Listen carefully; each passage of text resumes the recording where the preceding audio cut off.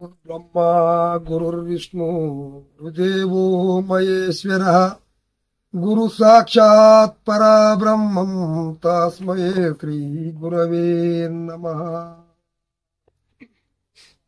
ప్రియాది ప్రియమైనటువంటి కాళికదేవి మందిరానికి వచ్చినటువంటి విశ్వకర్మ సంతతికి అందరికీ పాదాభివందనాలు. ఇతరులు మందిరానికి వచ్చిన అందరికీ కూడా ఆత్మ బంధువులకు దివ్య ఆశీస్సులు. ఈరోజు మహాపర్వదినం. విశ్వకర్మ అంటే స్వాముల వారు ఇప్పటి వరకు చెప్పారు, బ్రహ్మ ముఖం నుంచి ఉద్భవించిందని.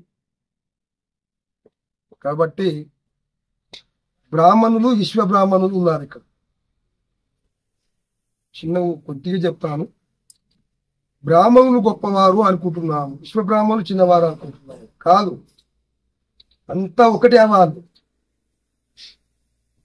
గుడి లోపల పూజలు చేస్తూ, యజ్ఞాలు చేస్తూ, హోమాలు చేస్తూ, తీర్థప్రసాదాలు చేస్తూ మంత్రాలు చదివే వాళ్ళంతా బ్రాహ్మణులు అయ్యారు. ఇక్కడ బంగారాన్ని కరగబోస్తూ విగ్రహాలు చేస్తూ, వెండిని కరగబోస్తూ విగ్రహాలు చేస్తూ, రాతి విగ్రహాలు చేస్తూ, కట్టెను విగ్రహాలు చేస్తూ శిల్పిగా మారిపోయారు బ్రాహ్మణులు. కనుక ఎవరైతే జంజరం ఉంటుంది కదా, అది ధరించని వాళ్ళు విశ్వబ్రాహ్మణులు కారు. అసలు ప్రతి ఒక్కరికి జంజరం ఉండాలన్నమాట. బ్రాహ్మణులకు ఉండాలి, విశ్వబ్రాహ్మణులకు జంజరం ఉండాలి. ఈ రోజుల్లో విశ్వబ్రాహ్మణులకు చాలా మంది తీసేస్తున్నారు, వదిలేస్తున్నారు.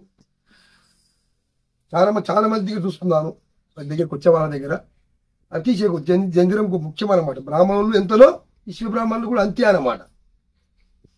ఈ విశ్వబ్రాహ్మణుడు ఇంకా పెద్ద గొప్ప వాళ్ళు. ఎందుకంటే మొట్టమొదటి విగ్రహమే తయారు చేయకపోతే పూజ ఎట్లా చేస్తారు? విగ్రహాన్ని విశ్వబ్రాహ్మణులు తయారు చేయకపోతే బ్రాహ్మణునికి పని ఏముంటుంది? గుళ్ళే ఇంకా పనే లేదన్నమాట. అంటే వాళ్ళు గొప్ప వాళ్ళు, వీళ్ళు గొప్ప, ఇద్దరు సమానమే అన్నమాట ఇక్కడ. అందుకొరకు ఈ రోజు చాలా శుభదినం. ఏకాదశి కలిసి రావడము, భజన కృష్ణగిరి క్షేత్రంలో భజన జరుగుతుంది. అక్కడ ప్రతి ఏకాదశి జరుగుతుంటుంది. అదే రోజు ఈరోజు తెలంగాణ కూడా ఈ మోక్షణ దినం ఈ రోజే కలిసి వచ్చింది. చూడండి ఎట్లా కలిసి వచ్చింది. అదే విధంగా మన దేశాన్ని పరిపాలించే నరేంద్ర మోడీ జన్మదినం కూడా ఇదే రోజు కలిసి రావడం, అన్ని కూడా ఈరోజు కలిసికట్టుగా వచ్చినాయన్నమాట. మహాశుభ దినం, గొప్పనైన దినం అన్నమాట. అందుకు విశ్వబ్రాహ్మణులు అస్సలు ఎటువంటి వాళ్ళంటే బ్రాహ్మణుల కంటే శ్రేష్టమైన వాళ్ళు. ఈ రోజుల్లో కొలిమికాడ కూర్చొని అలసిపోతూ కోటాలు తాగుతున్నారు. అది మహా తప్పు. విశ్వబ్రాహ్మణునికి విషంతో సమానం అన్నమాట. విషంతో సమానం. పెద్ద మద్యపానం అంటే తెలియకూడదు. బ్రాహ్మణునికి ఎలా ఉంటాడో బ్రాహ్మణులు కూడా తాగుతుంది ఈ రోజులు. కాబట్టి అట్లా మారిపోతుంది. విశ్వబ్రాహ్మణుడు వాళ్ళ విష పదార్థాన్ని అస్సలు ముట్టరాదు. విశ్వబ్రాహ్మణుడు ఎలా పడతాడు? కాబట్టి ఈ విశ్వబ్రాహ్మణ జాతిలో ఇప్పుడు జన్మించిన వారు పోతులూరి వీరబ్రహ్మేంద్ర స్వాముల వారు చూడండి. ఎంతో సైన్స్ పెరిగింది ఈ రోజుల్లో. ఎంతో ఉన్న చంద్రమండలం వరకు పోయేస్తున్నాం కదా. రేపు భూకంపం వస్తుంది అంటే చెప్తుండ్రా ఏమైనా సైన్స్? ఏం సునామీ వస్తుంది చెప్తుండ్రా? మన బ్రహ్మంగారు చెప్పిండ్రా లేదా? కరోనా వచ్చేది ఎప్పుడో రాసి పెట్టాడు. కోరంగి అనేటి కొత్త రోగము వచ్చి కోట్లాది మందిని చంపునయా శివగోవిందం హరిగోవిందం అన్నాడు ఆయన. శివగోవిందం హరిగోవిందం అంటే పాట అనుకున్నాం మనం.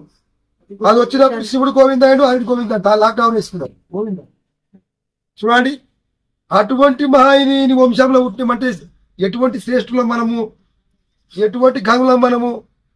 ఆ దారి తెలియకనే తప్పుదారిలో నడుస్తూ మన మతాన్ని కించపరుచుకుంటున్నాం ఈ రోజుల్లో. సృష్టికి మొదలు జన్మించిన వాళ్ళు సామాన్యులు కాదు. యుగానికి మార్పు వచ్చింది.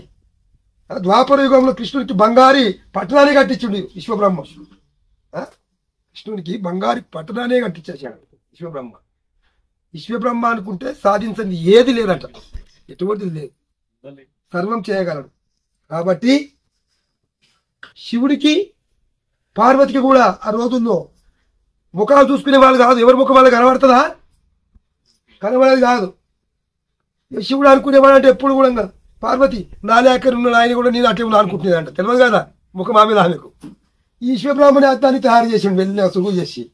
గట్ల లేడా మాకు ఇట్టున్నాడు చూడు, ఆయన ఎట్లో స్వామి చూపించాడు, అతన్ని తయారు చేసి చూపించాడు.